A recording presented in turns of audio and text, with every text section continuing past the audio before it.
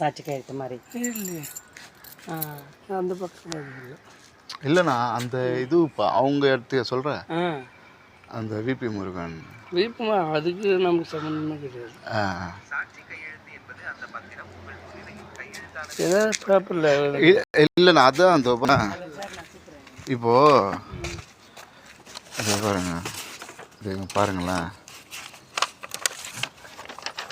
இதில் வந்து நாங்கள் காஃபி ஆஃப் டாக்குமெண்ட்டை போட்டோன்னா இதில் வந்து அம்மா பேரில் வந்து இது இருக்குது. அவங்க அம்மா பேர். ஆமாம், 2015 அவர் வந்து தான செட்டில்மெண்ட் மாரி எழுதி வாங்கிட்டார் முருகன். கேட்டால் சாட்சி வந்து இதை பாருங்க, வடிவேலு ரங்கன் உங்கள் பேர். அவன் வந்து கையெழுத்து வாங்கிட்டு போனார் ஏதாவது பேப்பரில் போடணுன்னு.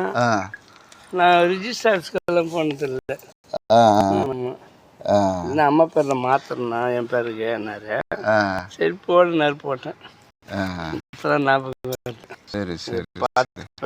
இப்போ என்னன்னா நாங்கள் 4 பேர் வாரிசுதாரர்னா எங்களுக்கு தெரியாம எழுதி வாங்கிட்டு அவங்க தம்பிங்க. ஆமா சொன்னாரா? இல்லை இல்லை அதெல்லாம் எங்க அக்கா இருக்காங்க, இன்னொரு அக்கா சின்ன அக்கா இருக்காங்க.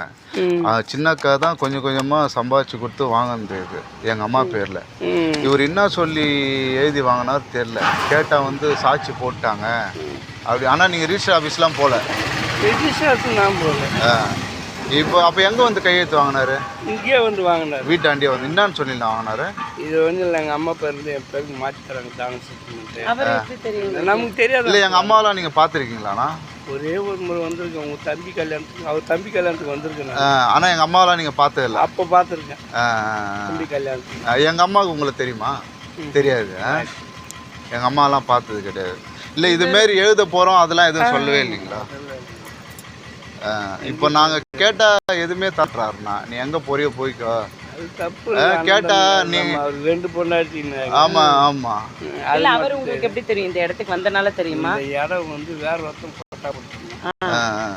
அதுக்காக என்ன சொல்லி அனுப்பிச்சாங்க என்கிட்ட. அப்படி வரும்போது யார் சொல்லி அனுப்பிச்சது? அந்த எனக்கு தெரிஞ்சு அவருக்கு தெரிஞ்சுறாரு. சொன்னவங்கள கொட்டா போட்டுது என்ன பண்ணாங்க, இப்போ வடிவேல போய் பாருங்க. என்னை வந்து பார்த்தாங்க.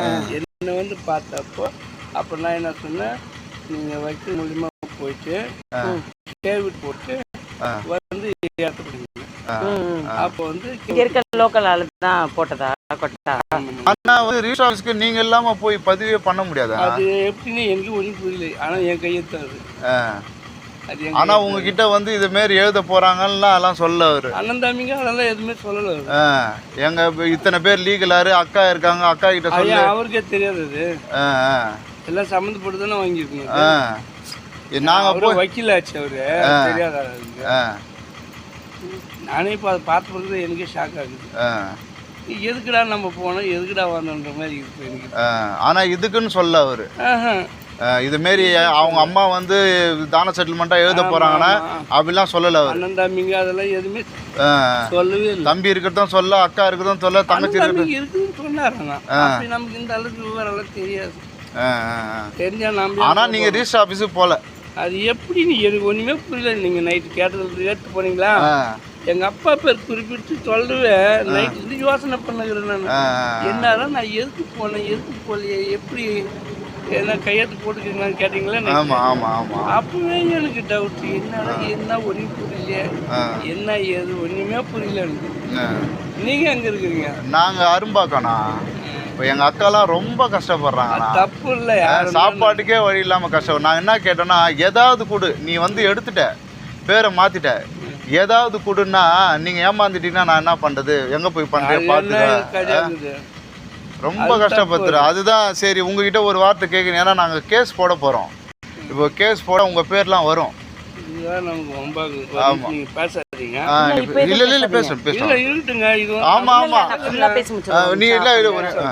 இப்போ ஏற்கனவே ஒருத்தவங்க மடக்கிருந்தான்னு சொன்னாங்களா, அவங்க இந்த ஏரியாலா? ரவுடிசங்க. இப்போ மடக்கணுன்னா ரொம்ப செலவு பண்ணாரு. எப்படியும் லேக்ஸ் கணக்கில் செலவு பண்ணாரு. அது தெரியல எவ்வளோ செலவு பண்ண என்ன. ஒரு தோராயமாக ஒருத்தவங்க மடக்கிட்டாங்கன்னா வக்கீலை பார்த்துட்டு ஐடியா கேளுங்க. ஏன்னா வக்கீலை பார்த்து தான் தெரியாது. அப்போ அந்த அளவுக்கு தெரியாது அவருக்கும், எனக்கு அந்த அளவுக்கு தெரியாது. இங்கே நடந்த விஷயம், என் இடத்துக்கு நடந்த விஷயத்த நான் டாக்குமெண்ட் எனக்கு செகண்ட் டாக்குமெண்ட் வாங்கினேன். எனக்கு வந்து அதே பணம் இப்போ எவ்வளோ இடம் கொடுத்து வாங்கணும் அதே பணம் செலவு பண்ணேன். இப்போ வந்து ஒன்றும் இல்லைப்பா, இப்போ வந்து என்ன, இப்போ ரிஜிஸ்ட்ரி ஆஃபீஸுக்கு நீங்கள் போகல, அது எப்படி உங்களுக்கு வந்து இதை டீட்டெயிலும் சொல்ல, தானப்பத்திரம் எழுத போகிறாங்கன்னா சொல்ல, சரிங்களா? கையெழுத்தினான்னு கேட்டார் உங்ககிட்ட, ஒரு கையெழுத்து போடணும் மாதிரி இருந்தது. அவ்வளோதான், வேற எதுவும் டீட்டெயிலாக சொல்ல. தம்பி இருக்காங்க, அக்கா இருக்காங்க, தங்கச்சி இருக்காங்க, இது மாதிரிலாம் எதுவுமே சொல்லவே இல்லை. சரிண்ணா.